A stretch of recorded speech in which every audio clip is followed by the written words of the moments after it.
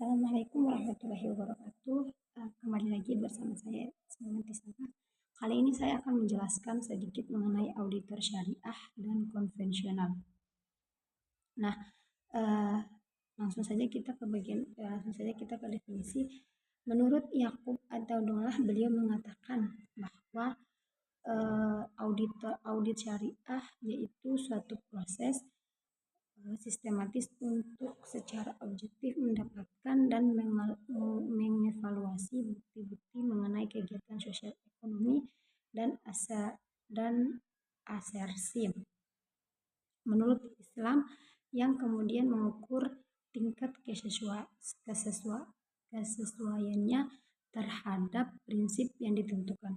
Nah, audit syariah sendiri merupakan proses sistematis subjektif yang dilakukan untuk mendapatkan bukti yang relevan kemudian membentuk opini apakah subjek personil, proses dan kinerja keuangan dan non-keuangan selaras dengan aturan syariah Islam dan prinsip yang diterima luas oleh masyarakat Islam serta hasilnya dilaporkan kepada pihak pemangku kepentingan. Nah, sedangkan audit konvensional sendiri yaitu secara umum auditing adalah di mana satu proses yang sistematik yang bertujuan menetapkan suatu kesesuaian antara pernyataan-pernyataan tentang aktivitas dan peristiwa ekonomi dan aturan atau prinsip-prinsip yang sudah ditetapkan serta menyampaikan hasilnya kepada para pemakai laporan keuangan. Nah, yang kedua yaitu ada perbedaan audit internal dan eksternal. Nah, dapat dilihat dalam dunia bisnis, audit sangat berperan penting supaya bisa memastikan bahwa perusahaan ini berjalan sesuai apa yang diinginkan dan tidak melanggar apa yang sudah ditentukan oleh perpajakan. Nah, di sini ada dua jenis audit, yang mana ada internal dan juga eksternal. Meskipun keduanya mempunyai tujuan yang sama, akan tetapi ada perbedaan di dalamnya. Perbedaan yang sangat signifikan terkait kedua audit ini.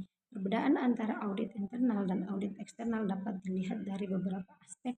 Yang pertama yaitu seperti asal institusi auditor. Yang kedua itu ada kualifikasi auditor, tujuan audit, dan lain-lain. Nah, yang selanjutnya itu ada perbedaan dari kedua ini tetapi berdasarkan dari filosofi. Nah, audit internal filosofi dasarnya ialah memperkuat pengendalian internal dan juga meningkatkan efisiensi dan efektivitas operasional perusahaan. Nah, hal tersebut memiliki maksud sebagai mitra internal bagi manajemen perusahaan dalam memastikan bahwa tujuan perusahaan tercapai dengan minimalkan risiko dan memaksimalkan efisiensi. Nah, audit internal juga lebih berfokus untuk membantu manajemen guna meningkatkan proses internal atau proses pengelolaan risiko dan kepatuhan terhadap kebijakan dan prosedur perusahaan. Sedangkan pada audit eksternal filosofi dasarnya ialah menciptakan opini independen tentang kebenaran dan kewajaran laporan keuangan perusahaan kepada pihak luar. Auditor ini bersifat independen yang tidak terikat dengan perusahaan lain dan bertanggung jawab untuk menilai laporan keuangan suatu perusahaan. Nah, audit eksternal berorientasi pada untuk memastikan bahwa laporan keuangan perusahaan sesuai dengan standar akuntansi yang berlaku dan dapat dipercaya. Yang kedua itu ada perbedaan dari keduanya berdasarkan ruang lingkup. Nah, dalam cakupan ruang lingkup, audit internal lebih fokus pada evaluasi proses internal, manajemen risiko, kepatuhan, dan efektivitas operasional perusahaan tersebut.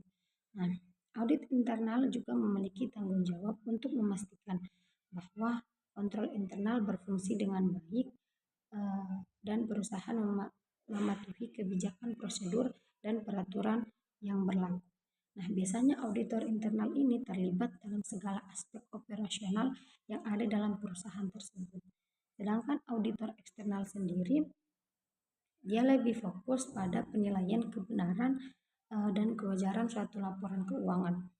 Auditor ini memiliki tanggung jawab untuk menyelidiki dan menilai informasi keuangan yang diungkapkan dalam laporan keuangan perusahaan, yang tujuan akhirnya untuk menciptakan suatu opini independen tentang kebenaran dan kewajaran. Nah, lembaga ini bersifat independen dan tidak terikat dengan perusahaan manapun. Fokusnya hanya pada analisis laporan keuangan dan pengujian kontrol keuangan. Dan yang ketiga yaitu ada perbedaan berdasarkan tujuan. Nah, keberadaan dari kedua auditor yang berbeda ini tentunya tidak jauh dari yang namanya tujuan. Suatu lembaga yang berdiri ternyata memiliki tujuan sendiri-sendiri.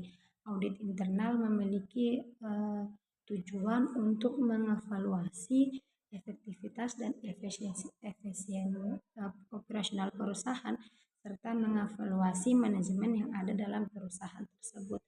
Sedangkan audit eksternal sendiri memiliki tujuan yaitu untuk melahirkan opini tentang kebenaran dan kewajaran laporan keuangan yang diungkapkan oleh perusahaan untuk diberikan kepada pihak luar. Nah,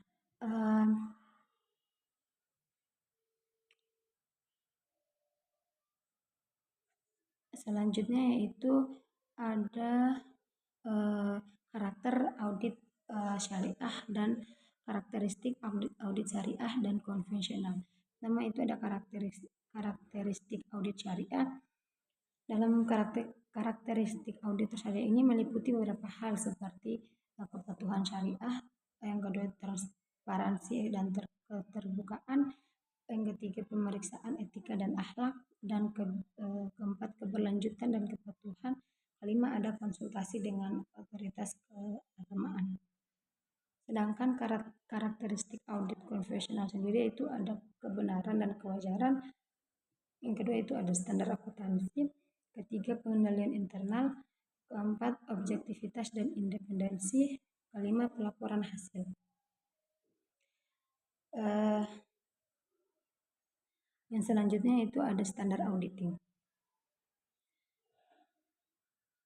Nah, dalam standar auditing ini suatu ukuran pelaksanaan tindakan yang merupakan pedoman umum bagi auditor dan dalam melaksanakan audit. Nah, standar auditing terdiri dari 10 standar dan semua pernyataan standar auditing yang telah ditetapkan oleh Institusi Akuntansi Publik Indonesia dalam pernyataan standar auditing ini terdiri dari 10 standar yang dikumpulkan menjadi 3 kelompok besar, yaitu yang pertama standar umum, yang kedua ada standar pekerjaan lapangan, dan yang ketiga ada standar pelaporan. Nah, standar umum ini biasanya berhubungan dengan kualifikasi, kualitas auditor dan pekerjaan auditor. Standar umum ini terdiri dari 3 standar, yaitu audit harus dilaksanakan oleh seorang atau lebih yang memiliki ahli dalam pelatihan teknis yang cukup sebagai auditor. Yang kedua yaitu dalam semua hal yang berhubungan dengan perikatan, independensi dalam sikap mental harus dipertaruhkan oleh auditor. Dan yang ketiga itu ada dalam pelaksanaan audit dan penyusunan laporan, ya, auditor wajib menggunakan kemahiran profesinya atau keahlian profesionalnya dengan cermat dan seksama.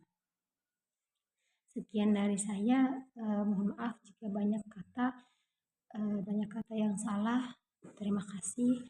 Wabillahi taufiq walhidayah. Wassalamualaikum warahmatullahi wabarakatuh.